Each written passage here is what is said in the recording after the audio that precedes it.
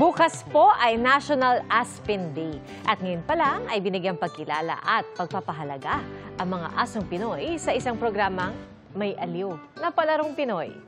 Yan ang usapang pets ni Nico Wahe.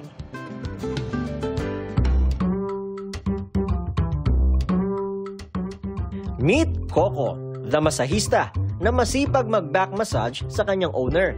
Spoiled bunso naman ang atake ni Bam Bam na so comfy at ready to sleep na sa kanyang kama.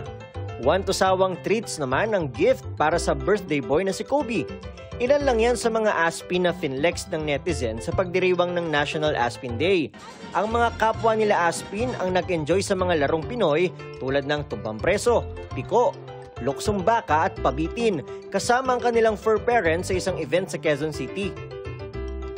Ang 12-year-old Aspin na si Muffy, taon-taon sumasali sa Aspin Day. Puppy pa lang daw si Muffy nang ampunin ng kanyang mommy Queenie. Last year, nanalo lang ng freebies pero hindi masyadong competitive. Active pa rin naman siya, tapos exercise niya rin. Kami dalawa. Big winner si Muffy na kabilang sa mga napanalunan ng overnight stay sa isang hotel. In-expect mo ba to? Sobrang hindi po, kasi yun nga, sobrang senior niya na, pero makulit pa rin naman. Pero parang we were here to enjoy lang po. Very active naman si Cole na hindi mo akalaing dati sakitin. Na-rescue siya ng kanyang fur rent sa gilid ng PNR 5 years ago. Sobrang liit niya, para siyang daga, tapos wala siyang balahibo.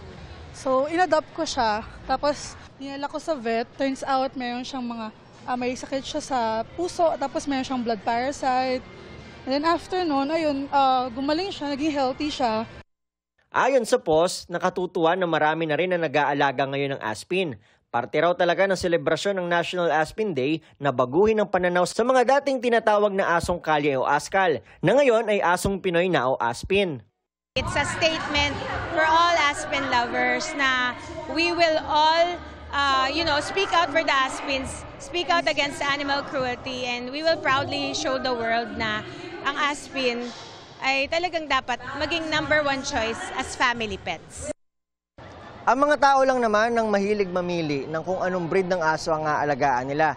Ang mga aso, malamang sa malamang, pantay-pantay lang ang tingin nila sa isa't isa. Pero isa sila ng gusto, ang mahalin at alagaan ng tama. Para sa GMA Integrated News, ako si Nico Wahe, nakatutok 24 oras.